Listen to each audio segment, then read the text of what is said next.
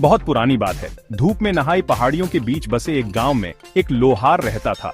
वो अपनी मजबूत बाहों और हथौड़े और निहाई से बनाई गई खूबसूरत चीजों के लिए पूरे इलाके में जाना जाता था। लेकिन लोहार एक गुप्त बोझ ढो रहा था। वो खुद को शापित मानता था। वो फंसा हुआ महसूस करता था, अपनी ही बनाई अदृश्य जंजीरों से बंधा हुआ। लोहार की बेड़ियां लोहे की नहीं बल्कि दिमाग की थीं। उसने खुद को यकीन दिलाया था कि वो कठिनाई और दुख भरे जीवन के लिए ही बना है। उसने इन सीमाओं को अपनी सच्चाई मान लिया था। उनकी सत्यता पर कभी सवाल नहीं उठाया। दिन ब दिन वो काम करता रहा। उसका दिल अनकहे दुख से भारी था। लोहार का खुद का बनाया हुआ ये श्राप बचपन से ही उसकी कमियों के बारे में कही गई बातों से उपजा था। तुमसे कुछ नहीं हो पाएगा, लोगों ने कहा। उनके शब्द उसकी जवान आत्मा पर जलते हुए निशान बन गए। वो इस बोझ को अपने साथ बड़े होते हुए ले गया और इसने खुद के और दुनिया के बारे में उसके नजरिए को रंग दिया। दूसरों की उम्मीदें उसकी खुद की बनाई जेल की सलाखें बन गईं। वो खुद को प्यार के लायक नहीं, खुशी के काबिल नहीं समझता था।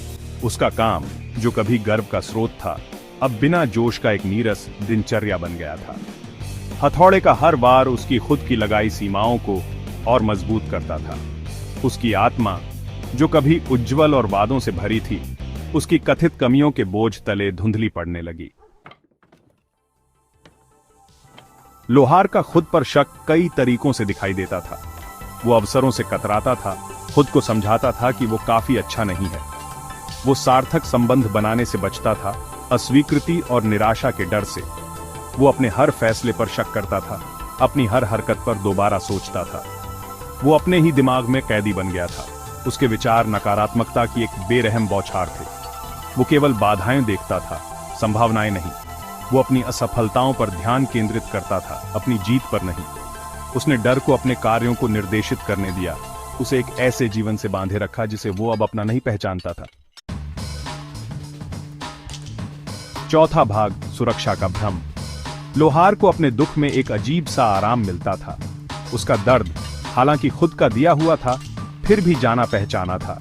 ये अपनी निश्चितता में एक अजीब तरह की सुरक्षा प्रदान करता था। वो अपनी नाखुशी से चिपका रहा, अपनी खुद की बनाई सीमाओं से परे अनजान से डरता रहा। उसे बांधने वाली जंजीरें, हालांकि भारी थीं, एक अजीब तरह की सुरक्षा प्रदान करती थीं। वो अपने ही अंधेरे का इतना आदी हो गया था कि उसे रोशनी से डर लगता था। उसने खुद की बनाई जेल से खुद को मुक्त करने के किसी भी प्रयास का विरोध किया, अपनी ही बनाई परछाइयों को तरजीह दी। पांचवां भाग, आशा की एक किरण। एक दिन एक बुद्धिमान महिला गांव में आई। उसने लोहार की दुर्दशा के बारे में सुना था और उसके दुख के लिए गहरी करुणा महसूस की। उसने उसके भीतर की क्षमता, दर्द और आत्मसंदेह की परतों के नीचे अभी भी टिमटिमाती रोशनी को देखा। बुद्धिमान महिला ने दया और समझ के साथ लोहार से संपर्क किया।